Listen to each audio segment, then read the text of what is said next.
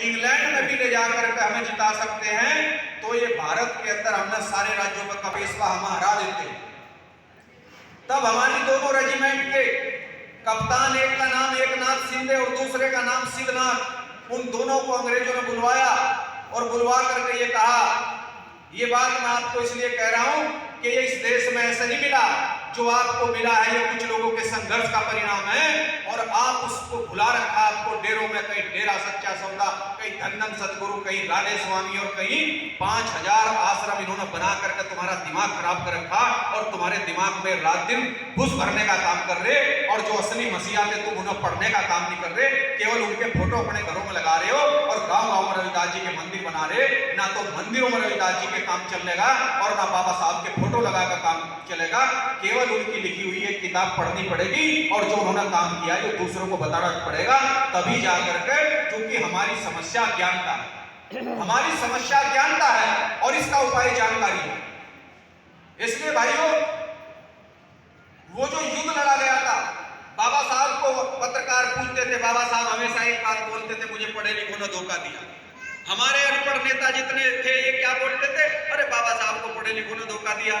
लेकिन बस ये नहीं समझ पाए कि बाबा साहब कौन से पढ़े लिखों को कह रहे, जरा ये भी तो ध्यान दो, किसको कह रहे हो। इस बात का मतलब क्या था? इस बात का मतलब ये था, जब 1 जनवरी 1818 को पूना के अंदर महाराष्ट्र में युद्ध हुआ, एक तरफ पेशवा, पेशवा कौन, जो अपने राज्यों में महिलाओं को निर्वस्त्र रखते थे, 3 जातियों के अलावा भारत की छितरी जातियों की महिला थी, उन किसी को भी कपड़ा पहनने का अधिकार नहीं था। इसलिए तो छत्रपति शिवाजी ने तलवार उठाई और छत्रपति की फौज में भी हमारे बड़े थे सारे के सारे, जो आज बेकार की बकवास करते हैं। नाम खोल लो, चाहे महाराणा प्रताप का इतिहास हो, चाहे छत्रपति शिवाजी का हो, चाहे गुरु गोविंद सिंह का हो, इनकी फौज में लड़ने वाले कौन थे, किसके लोग थे, कौन लड़ रहे थे उस समय? और आज सारा इतिहास उल्टा कर दिया।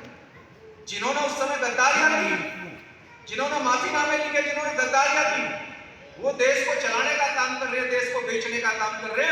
और ये कितने बड़े राजभक्त हैं, ये इससे ही पता लग जाता है कि सेना देश की हिफाजत करती है और सेना में भी 4 साल का अग्निवीर बनाया जा रहा, यानी केवल 4 साल के लिए नौकरी करेगा। अरे जो देश को कमजोर करने का काम कर रहे वो आपको मजबूत कर देंगे, जो देश को कमजोर करने का काम कर रहे वो आपको और हमें कैसे मजबूत कर देंगे? तो देश का ही बेड़ा गर्क करने को लगे हुए इस देश का।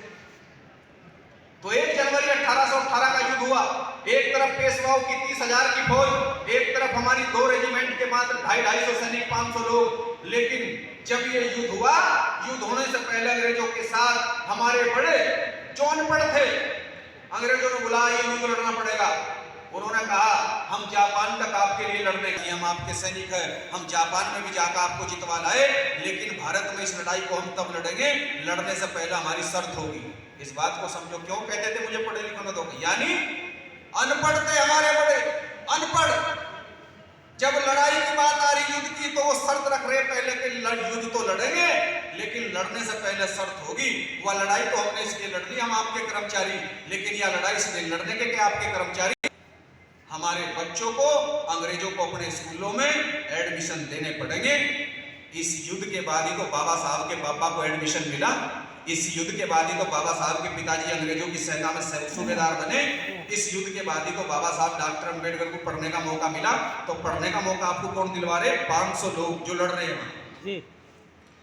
बाबा साहब इसलिए कहते थे कि वो अनपढ़ थे, लेकिन लड़ने से पहले वो कह रहे थे लड़ेंगे, लेकिन शर्त होगी। और 3 शर्त उन्होंने रखी और युद्ध के बाद तीनों शर्तों को मनवाने का काम कर दिया। आपको इस देश में जो जानवर बनाकर रखा जा रहा था, वो आपकी गुलामी की बेड़ियां उन्होंने खुलवा दी। और बाबा साहब ये कहते थे कि आज मेरे आंदोलन से, बाबा साहब कहते थे आज मेरे आंदोलन से डीएम बन रहे हैं, एसएसपी बन रहे हैं, कप्तान बन रहे हैं, डीआईजी बन रहे हैं, बड़े बड़े पदों पर जा रहे हैं, इंस्पेक्टर बन रहे हैं। लेकिन इन पढ़े लिखों को, नालायकों को यह पता नहीं है कि किसकी वजह से ये लोग बन रहे हैं। इन पढ़े लिखों को यह पता नहीं है कि दुश्मन कौन है। वो अनपढ़ थे हमारे बड़े, पर उन्हें यह पता था कि दुश्मन कौन है। और जब वक्त आया दुश्मनों के साथ लड़ने का, तो दुश्मन की 30,000 की फौज थी और एक तरफ 500 लोग थे।